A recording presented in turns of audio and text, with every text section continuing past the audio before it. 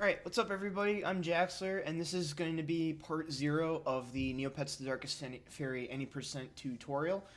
So this video is just kind of an introduction that's going to cover some resources and stuff for running this game. So before we get in, the first thing you need to know is about the SRCom page. So that's located up here, and I'll have all the links in the description, at speedrun.com/neopetstdf. And that should take you to this page right here. So this is our leaderboards for the game. So this is where your PB will be listed if and when you decide to submit your runs. We're not going to go over the submission process in this video because it's rather straightforward. Just hit the button and it'll basically walk you through what you need to do. Okay, but in addition to having all of the different runs here on the leaderboard and the runners, there's also a bunch of really important resources here. So the first of which is the Discord. So if you look at the sidebar over here, third down from the top right here, it should say Discord. So I'm already in the Discord, but I will pull up Discord so I can show you what this place looks like. Give me 1 second. Alright, so we have our own Discord group for speedrunning this game. It's rather bare bones, but everyone who runs the game or who's interested in learning usually ends up here at some point or another. So it's rather straightforward. Just feel free to come here to ask any questions if you have any, or to, feel free to chat with any of the runners. We also have a VC in here for when we decide to do glitch hunt sessions. And we also have a place where you can post your streams. So if you decide to live stream your runs on like Twitch or something like that, you can just post your streams in here. Just make sure that it's of the game. It doesn't matter whether or not you're if you're learning the game, or if you're doing runs, if you're practicing, messing around with glitches and stuff. Feel free to post your streams in there. We'd love to hang out. So yeah, that's the Discord. So let me get rid of that. Now there's a couple of other resources on here that are really helpful. Now keep in mind that this page looks a little bit different for me because I'm a mod on the leaderboard. So a couple down here, go to this resources page. And so under resources, we're going to cover most of this later in the video. But the most important thing right now that you need to know is this blank any percent splits file. So I have already gone ahead and set up a file for you that you can download for live split or any speedrun timing software that just gives you a list of splits for the different parts of the game. So I highly recommend taking a look at that. If you specifically want to compare against like splits from my PB, for example, just feel free to ask. Just send me a message and I can get those over to you if you just want to like compare. But you really shouldn't be doing that at the start. So I just recommend starting with blank splits. This was just here to save you some time. Okay, so before we continue, let me just talk about the next part. So in the next part of this video, we're going to be covering a resource that are these practice tools that will allow you to get set up a lot easier for practicing and will help you save time. So I'm kind of beating around the bush here, I know. But essentially what this is it's a hack pack that was created by Monster, who's one of the people who runs this game. And it's essentially a patch, not like a patch file, but it's an ELF file that you can run on your game, and it will allow you to do some cool stuff. So it has like an FPS counter on it. It allows you to load basically any area you want to. And it's really useful for setting up save files, so you don't have to play through the whole game again if you want to get set up. It's really helpful. Although, to be fair, it does take a little bit of setup, and if you're worried a little bit about having the things required to set this up, I'll be going over requirements for this in just a second. But if you want to skip this part, you can go ahead and we'll skip straight over to I would just skip straight to video 1 of the tutorial series. So I will go over what kind of save files you should be making if you don't want to set this up. But at this point, I'm going to start going into how to get this hack pack set up. Now, in order to do this, you're going to need a couple of different things. First of all, in general, you're just going to want to make sure you have a PS2 memory card. Having save files is super duper important for practicing this game. And I'll go a little bit into more details later about how we're going to set up save files for this. But make sure you have one of these things. have a just a PS2 regular vanilla PS2 memory card. Okay. Now, for getting the hacked file set up, what you're going to be doing is getting two things. First of all, you need just a random USB thumb drive or a USB memory stick. I just found this 16 gig one lying around the house. There's no real size requirement. You could get away with like a 2 gig or a 4 gig. It doesn't really matter as long as you can fit the file on the drive. And you're okay with having an empty drive lying around for doing this, then you should be good to go. The other thing that you will need is what's called a FreeMic boot card. So I'm going to hold this up to the camera. Now, it will look a bit different depending on where you get it from. But essentially what this is it's a memory card that's loaded up with essentially homebrew software where it uses some kind of memory card exploit to run something, like run a different menu when the PS2 boots up. And that we can use that to launch a bunch of like homebrew programs that allow us to use this hacked file. So now to get your hands on one of this thing, if you already have one, you don't need to worry about it. As long as you have a FreeMic boot card. But you can pretty easily find a FreeMic boot card online. I found mine on Amazon for like $10. You can find them on eBay around that price too. They're not that expensive. If you have an extra PS2 memory card and know someone that has a FreeMic boot, there is a way where you can copy the FreeMic boot from one to another. But that's kind of outside the scope of this video and something I don't really understand how to do. So I'm not going to cover it. Google is your friend if you want to go for that and save some money. But it's really not that hard to find one of these things online. So, once you have these three things all set to go, we can go get started on setting this up, okay? So, I'm going to head back over to my display here. And what we're going to be doing here is we're still under the Resources tab, so that's 1, 2, 3, 4, 5 down. And now, let's go over some of the stuff that's here. So, the thing we're looking for here is under this, so there's 4 boxes here. Excuse me. You want to go under patches and you'll see this Darkest Faerie Practice Tools patch. Now this is a direct download to a zip file that has the necessary file that we're going to be using for this setup. So I'm going to go ahead and click it to download. Okay. So I'm going to move this over for right now to because we don't need that page for a bit. So now you're going to go ahead and open up the folder where you downloaded the zip file. So for me, that just appeared in my downloads folder. Then so this next series of steps will differ if you're on a different operating system. I'm on Windows 10 right now. If you're on a Mac, it should be fairly similar. There's not too much crazy stuff we're going to be doing here that's like, oh, this is Windows specific. This should work on any operating system. All we're going to be doing is just getting this file and putting it onto our USB device. So I'm going to go ahead on Windows. I'm going to just right click and then hit extract all.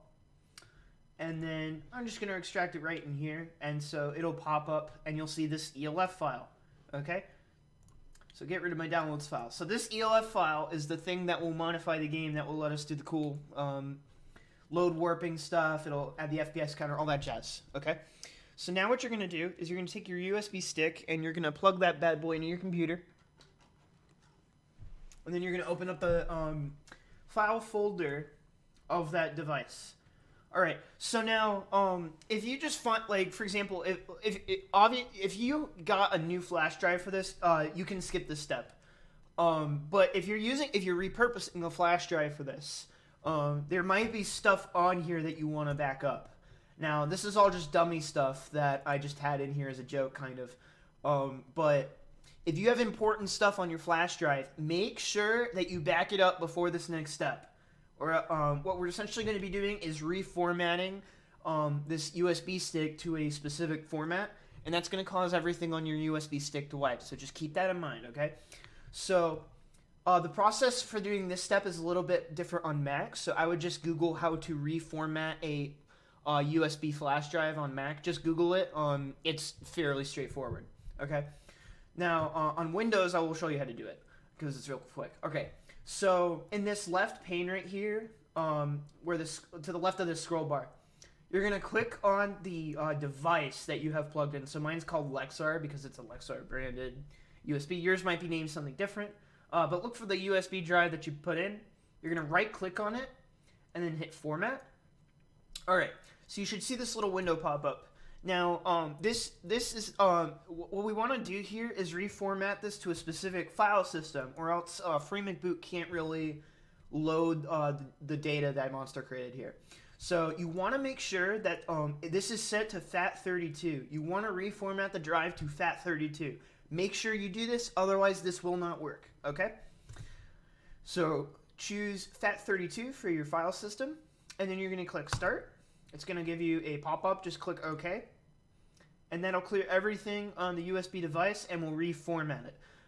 So when you have a USB drive, you might not know what kind of file system it has. It might be exFAT, it might be NTFS, it might be something specific that Mac might use. So just be wary of that. It's important to do that step. All right, now what you're going to want to do is reopen that drive. So I'm going to go ahead and open this in a new window. And then all you're going to do is just copy. You're just going to move this ELF file into your USB drive. Okay? Simple enough. And then once you have that done, just close out of that window and then remove the thumb drive from your computer. And there you go. You're basically set to go. Now what I'm going to do is I'm going to show you how to actually set this up on your PS2. You basically have everything that you need now. So what we're going to do is take on your... Okay. Something I should have mentioned earlier. FreeMcBoot cards work on essentially every PS2 except for one late versions of a specific PS2 model. So if you have a fat PS2, so like ones that are pretty chunky, you should be fine.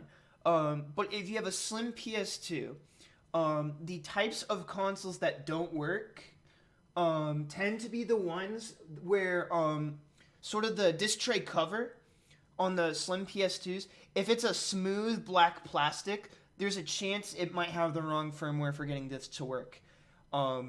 If you just have like a single smooth black plastic stripe between two textured black pieces, I can't show pictures right now because my PS2 is plugged in. That's a 770K, and you should be fine. Okay, any fat model will work with this. Any 77K slim, so just like the thin black stripe of smooth plastic, and then generally speaking, you have to be a little careful with a 990K. But most of those will work. It's only like the super late firmwares that have issues. So I will put down a link in the description to help you if you have one of those types of slim PS2s to help you figure out what your firmware is for that. Okay. So if that's something that's potentially an issue, then at this point I would just skip to the next video. Okay. Sorry for not mentioning that earlier. All right. So now here's what we're going to do. On your PS2, you should have a couple of USB ports. All right. You're going to take your USB thumbstick and you're going to plug it into your PS2. Okay. Boom. Then what you're going to do is you're going to take your FreeMcBoot card and you're going to put this into memory card slot A. So the memory card slot on the furthest left side of your PS2. Okay. So go ahead and plug that in. And then once you have it plugged in, what you want to do is you want to open the disc tray, make sure you put your copy of Neopets: The Darkest Faerie inside the PS2, or otherwise there's no point in even setting this up, okay? So keep your disk drive open, and then you're going to turn on the PS2, okay? And so we should have it load up in OBS in just a second. Give it one moment to do its thing. Okay, and if it all worked out, you should see this loading up. Okay. So, now we have FreeMcBoot loaded. So the reason you want to have your disk tray open is if you have your disk tray closed, it'll just boot straight into Darkest Faerie, and that's not what you want. Okay? So whenever you want to use the hack pack, what you need to do is boot with the FreeMcBoot card in memory slot A with the disk tray open, okay? And that'll get you to this menu. All right, now what you want to do is there's a bunch of stuff in here that you really don't need to worry about. what you want to do is you want to go to ulaunch ELF and hit X. And this will take you into the bit that will allow you to launch the file. Okay, so then you'll be presented with this screen. So what you want to do is hit circle, and that'll take you to file browser. So what we're essentially doing here is so this program allows you to launch ELF files and run them essentially, which is the thing we just put on a USB stick. So what this will do is it'll let us launch the ELF and then apply that stuff to Neopets the Darkest Faerie. So you have to go through this process every time you want to use the hack pack, which is a little annoying, I guess, but trust me, it's extremely helpful. Okay, so now that we're here, there's a bunch of file paths. So now we need to go navigate to where the actual file is that we put on the USB stick. So if you scroll down, you'll see this thing that says mass right here. So mass refers to USB mass storage device, which just means the USB stick you plugged in, okay? Hit circle, that says okay, and then it will load you into the next folder. And so if you hit down once on the D-pad, you should select the ELF file that we put on the USB stick. And if we hit circle, boom, this should just load up. Except, here's where you have to be careful, okay? You're going to see Neopets the Darkest Faerie load, and then it's going to soft lock. And here's why.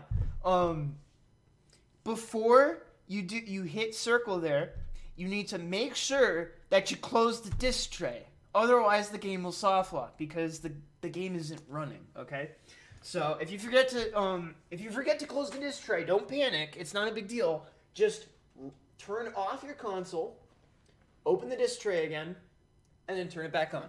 Okay, so we're just gonna go through this process one more time just to run through it a bit quicker. And then we'll load into the hack pack, and then I'll show you how to use it. So just give my OBS just a second to catch up here. Okay, so go down to ulaunch ELF, hit X, hit circle for file browser, scroll down to mass. That's not it. There we go. So then we hit OK, circle. And then we select the Darkest Faerie. Now, I'm going to close the disk tray, like that. Just make sure your disk tray is closed before you do this, and then hit circle. And then this will boot into Neopets the Darkest Faerie with the changes from the ELF file, okay? Now, give it a second to load into the game just to make sure that everything worked. Yep, okay, we saw that, which is good news. Okay, now, at this point, you can actually take out your free McBoot card and use your normal memory card from Neopets. So I'm just going to do that right now. And I'm going to take this bad boy. So you can just totally pull out the free McBoot card at this point and everything should still work fine. The reason why is that none of the data is actually stored on that free McBoot card. That's just a thing that allows us to activate the ELF file. So the ELF file is actually on the USB stick. So make sure you don't remove the USB stick. That could be really bad. I've never tried it. I wouldn't recommend it. All right. So now everything should be good here. So now what we're going to do is I'm going to load into the game real quick. I'm going to just swap my monitor over just so I can see gameplay. Okay. And then I'm just going to load into a new game here just to show you what we can do here. Okay.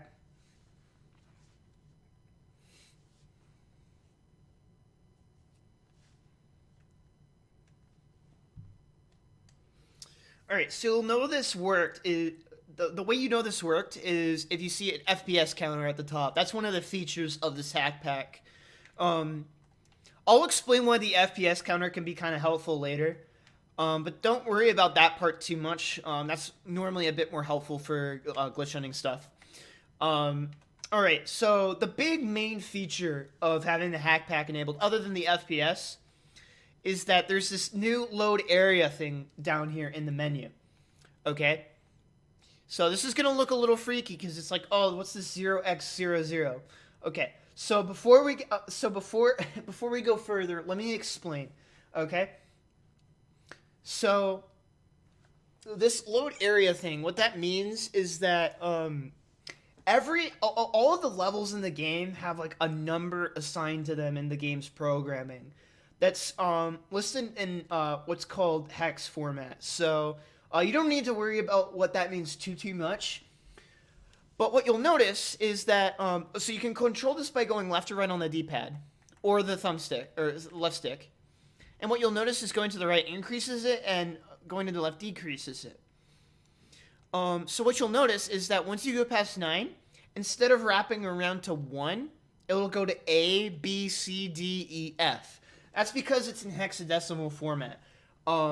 So whenever you're looking at memory values, just keep in mind that but once you cross 9, you'll have to go A, B, C, D, E, F before it'll go to 1, 0. And etc., and etc., and etc. Now, in this game, there are only entries for areas in this game up to value C0. So Monster programmed it such that once you go to the left of 0, it'll just wrap you back around to the highest possible value. So now you can with this you can select a code for a level, and when you press X, it will load you into that level if it's valid. Okay. So now what I need to do is I need to show you how to figure out what all these different level codes mean. Okay, so now I'm going to be switching back over to my desktop. And so we're back under resources right now, okay? I should probably have game audio going. I apologize. Okay, so in the resources tab of speedrun.com, underneath tools, you'll see this link to the game data spreadsheet. Now, we're going to go ahead and open this, and this will take you to a big spreadsheet that has a bunch of, like, low-level data about Neopets the Darkest Faerie. Monster has done a ton of work digging through the game's files to be able to figure all this stuff out, so I'll be linking to his Twitch channel and his YouTube channel in the description. He has a lot of good content for this game. But anyway, so the most important thing on this spreadsheet is this first page here called Map List. So this has data information about all the different maps in the game. So there's 3 different kinds of maps in Darkest Faerie. There's just your standard normal map. You have this sort of middle ground map. So the way these blue, they're color coded. So the green ones just kind of work as normal warps. So, for example, if I were to warp to Bogshot Village, it would just put me in Bogshot Village. Okay. Now these ones highlighted in blue, like Bogshot, Apothecary, the shops, basically any sort of mini zone where you go into like a shop or a little room or something like that. The way that those work is they will fade you into that area, and then when you leave that area, it will fade you back out wherever you entered from. So that could be from any like valid area, if you will. So that won't make too much sense until I show you an example. The red ones are transition maps. Now, these are maps that are used by the game to help transition between areas. Do not try to load into a transition map. That will just spell doom for you. It'll highly likely to crash. So don't load into a transition map. So anything that's green is generally something that's useful for this tool. And anything that's blue could be kind of useful, in theory, but not really for any percent. That's just more for, like, other categories should we decide to route them.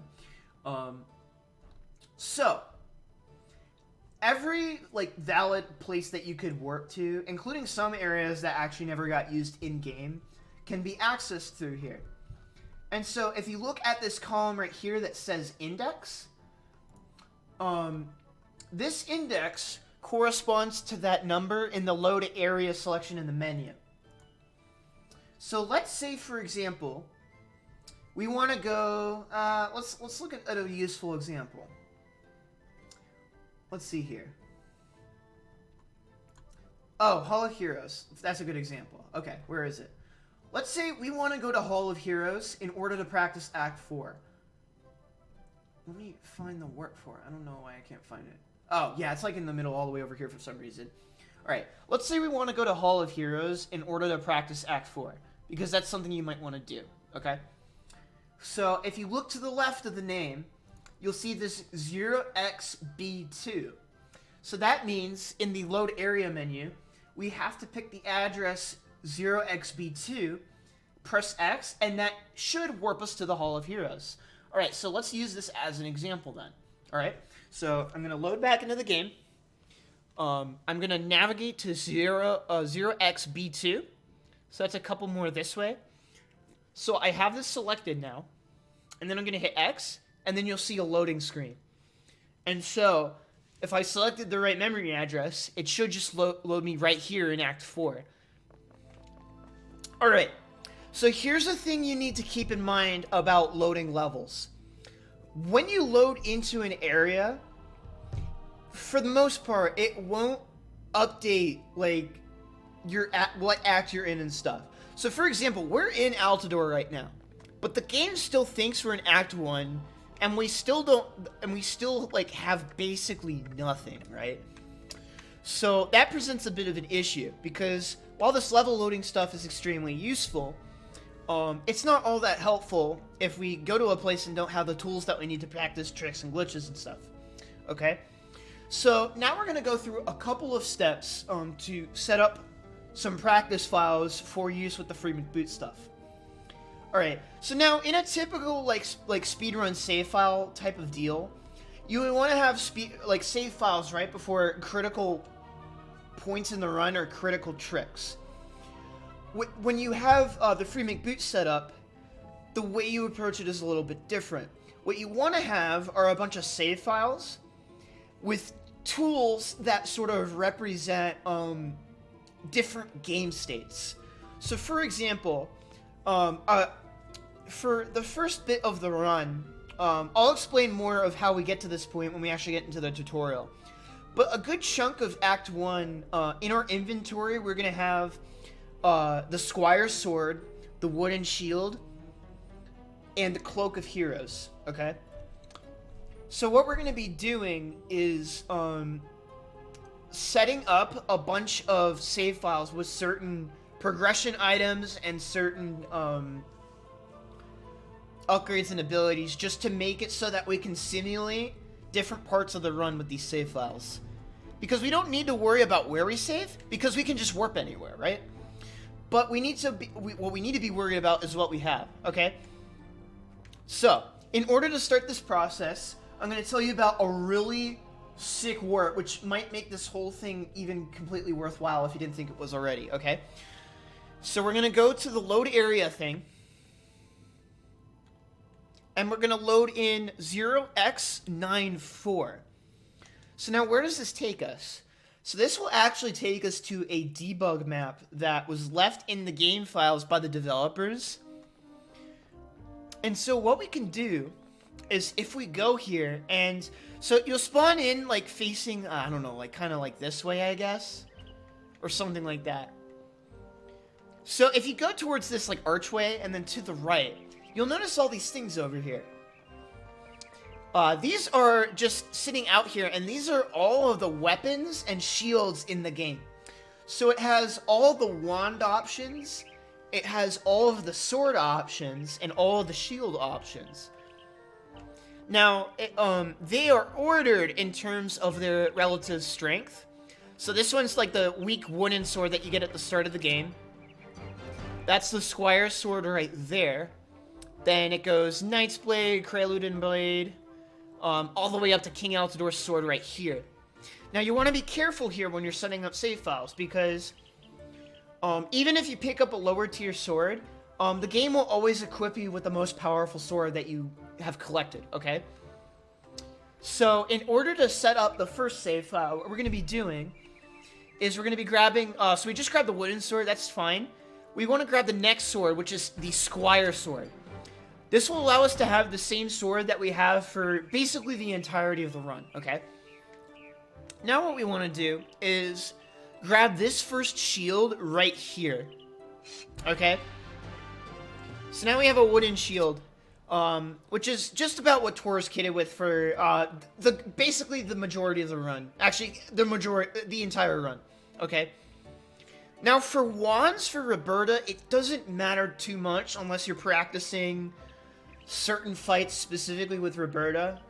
But the weakest one is in the back over here. So I would just go ahead and grab that. Okay. So, now that you're set up here, now we just need to go find a place to save, okay?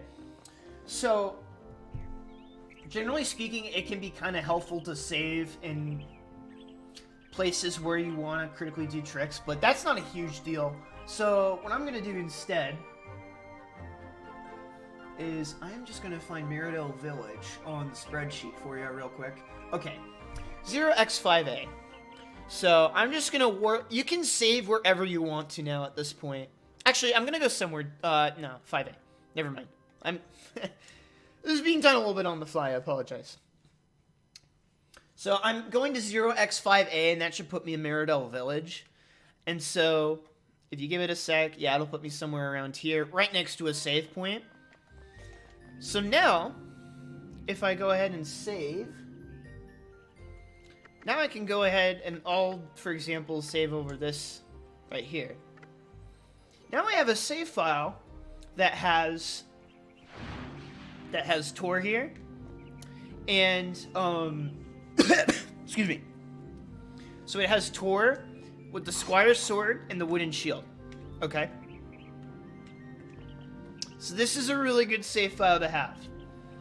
Alright, so now I'm going to show you another way, another recommended save file to get, okay? Here's what we're going to do. This is going to spoil a little bit of the tutorial for you, but don't worry about it. We'll cover this again. So next, we're going to be warping to 0x3c. So this address right here, and this will put us in the abandoned mines. Now, something that we do in the speedrun right away is we glitch our way into the abandoned mines in order to get the Cloak of Heroes so that we can do a really sick broken speed tech called ledge flying. Give me just a second because my brightness is off on my video feed.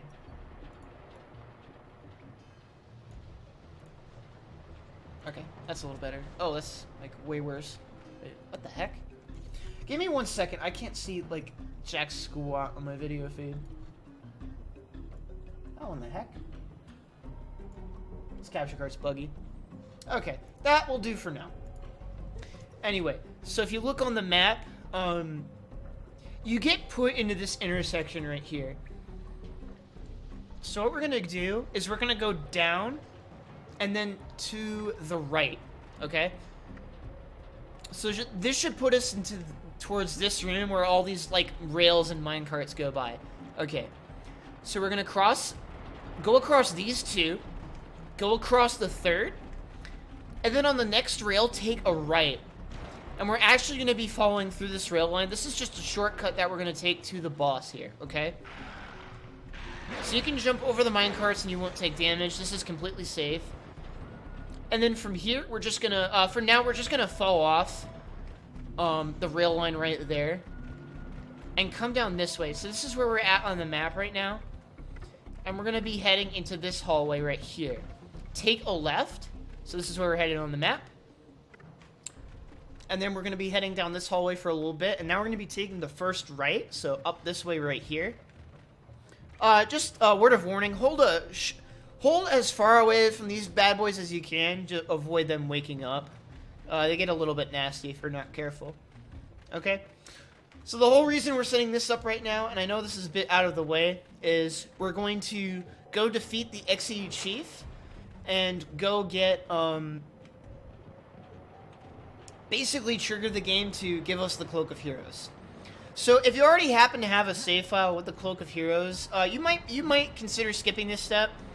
But I think it's just helpful to go ahead and do this for you right here. So I'm running along this thing right here, and then once you get here, you can just do a running jump to run over to this platform. Alright, so I'm just going to go ahead and kill him. The strat here is different in the 80% run, so I'm just going to go ahead and murder him for y'all. Now, if it's easier for your practice and for setting up, you can go ahead and get King Altador's sword. It doesn't really matter. It's just... if you want to be accurate to like the damage output that you'll have in the run, then you're going to want to have this sword.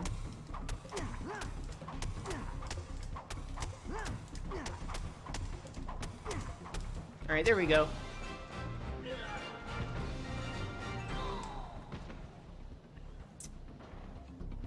Alright, so while I'm running through the rest of this, I'm just gonna explain a little bit about how the rest of the tutorial is gonna play out, okay? So, while we're saving this guy, essentially what I have set up for this tutorial is a box that'll be above the top of this live split window here. And so each video is going to be divided up by the different segments that I have in live split here, just to keep it easier to organize. I'm probably going to go 1 to 2 splits at a time depending on length. What I'll be doing as well is I've set up that window above live split to display different addresses for your convenience of places that you can load in to practice the different segments. So that's what that little empty space above my splits is. So I'm just going to be rushing over here to get the cloak. Don't mind me. But yeah, so it can be a little cumbersome to comb through that Google Sheets link that I mentioned. So I have provided some good warp locations for you already, just to ensure that you don't have too much trouble practicing stuff. Because what's the point of even setting this up if you don't know how to use it, right? So, going through the sequence right here, and this will trigger us getting the cloak. Now, the reason like I said before, the cloak lets you do a bunch of busted stuff. So I really recommend having a save file with and without the cloak, so that you can practice stuff. You might be able to get away with a save file with the cloak if you want. Actually, you probably can. There's no real reason not to have it. So I'm going to go ahead and save at the local save point in Cognitive Stats. Again, it really does not matter at what point you're at. I'm not going to go through the rest of the save files right now, or like the other major save file that we want to set up right now. I'll cover that once we get into the full any % tutorial. But I'll overwrite this Mirrodel one. You might find that you want to include extra backup saves, or have like a spot for safety saves as you do your first couple of runs. I'll go into a couple of places you might want to save just in advance. But now we have the Cloak of Heroes, and now we have a save file set up, so that now we can basically just practice anything by loading into any area that we want. So this applies to any %, as well as like all bosses or no cloak or any other categories the community decides to create over time. So yeah, I don't really have too much more to this part. I apologize for the length, but this will be the end of part 0. So in the next video, we are going to cover the first 2 segments of the run of entering Mirrodel and completing the arena, and we'll explain what that means in the next video. Alright, if you have any questions or something didn't make sense in this video, feel free to let me know. YouTube comments work, find me in the Discord that I linked, or just message me on Twitter at JaxlerSR. Either way works, just let me know if you need any help with this stuff.